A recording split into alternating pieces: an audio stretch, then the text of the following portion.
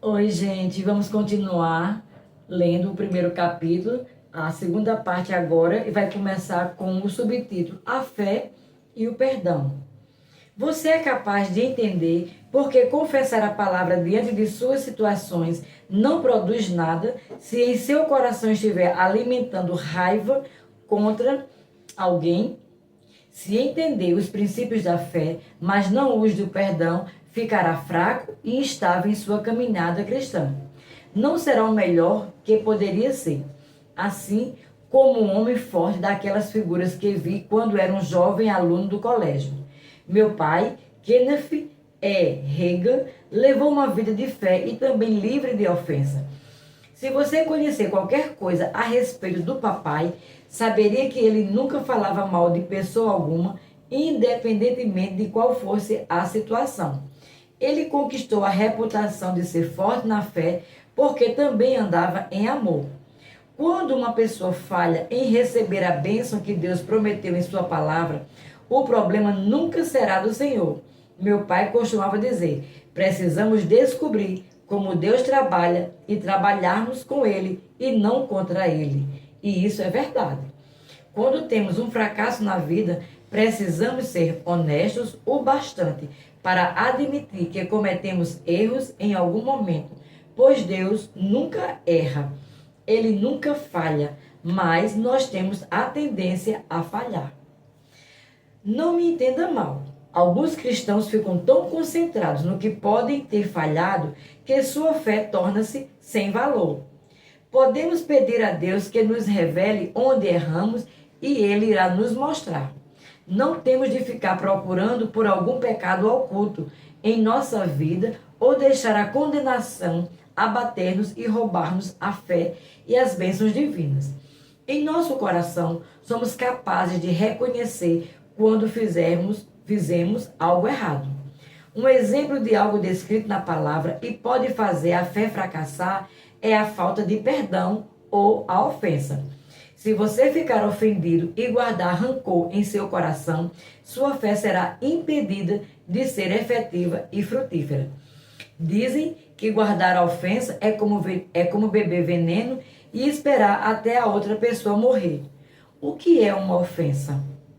Algumas das palavras para ofensa e suas diversas formas, ofender e ofender-se, estão a seguir: ludibriar ou impedir, tropeçar e cair ou instigar o pecado, fazer uma pessoa julgar a outra de modo desfavorável ou injusto, causar ou criar um desprezar, ressentimento ou ira, ofender, machucar, insultar, ferir, cair em miséria, tornar-se miserável.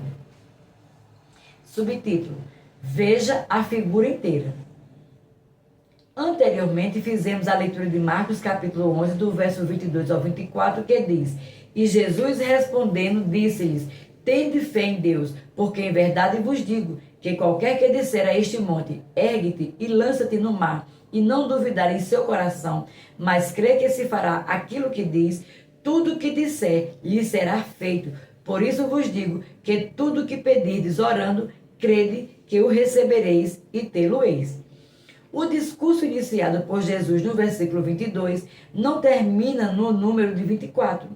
Todavia, esse é o ponto em que muitas pessoas param ao falar sobre a fé. Não obstante, existem mais 2 versículos depois do que acabamos de ler, que completam a figura, o contexto do ensinamento de Jesus. Marcos 11, 25 e 26. E quando estiverdes sentado ou ajoelhado, orando, perdoai, se tendes alguma coisa contra alguém, para que o vosso Pai que está no céu vos perdoe as ofensas. Mas se vós não perdoardes, também vosso Pai que está nos céus vos não perdoará as vossas ofensas. Vejamos esses mesmos versículos na Nova Versão Internacional, Marcos 11, versos 25 e 26.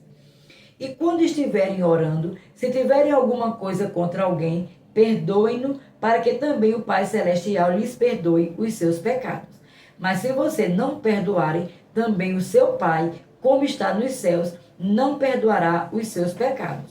Como eu disse, o ensinamento do Rei dos Reis não terminou no versículo 24, onde ele de fato assevera: orando, crede que o recebereis e tê-lo-eis.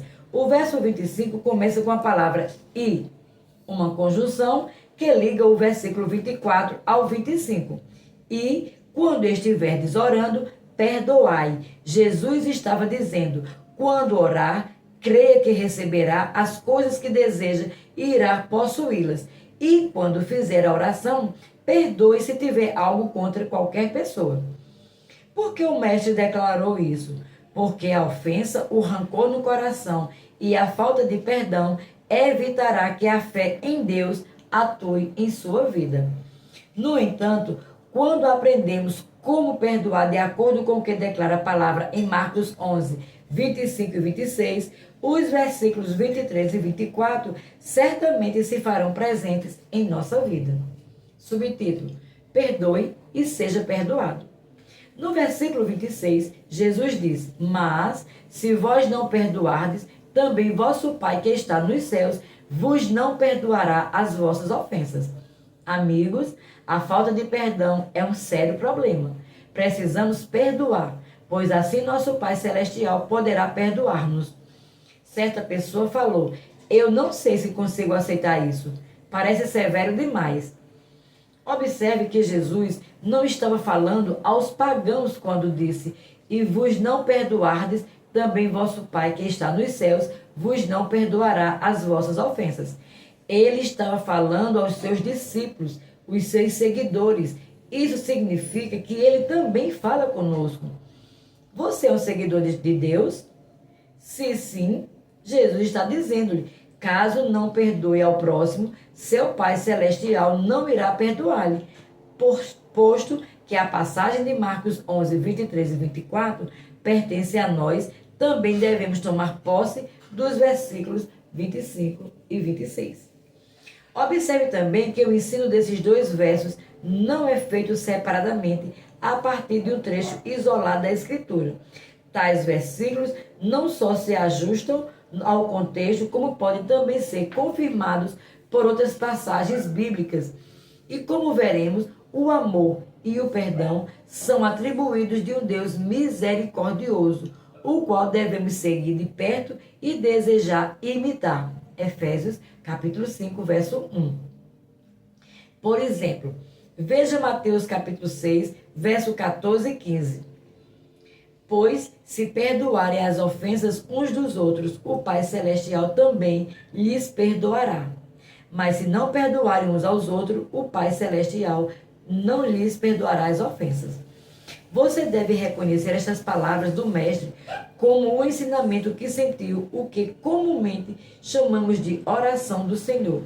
Depois de ter ensinado às pessoas a forma como não orar, Jesus declarou em Mateus 6, verso 9, vocês orem assim, na versão NVI.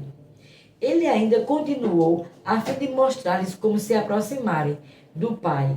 No versículo 12, Cristo falou: perdoa as nossas dívidas, assim como nós perdoamos aos nossos devedores.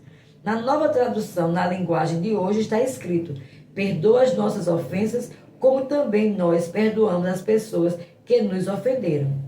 Logo, embora os contextos sejam diferentes, o que Cristo proferiu em Mateus 6, verso 14 e 15, coincide com suas palavras em Marcos 11, versos 25 e 26.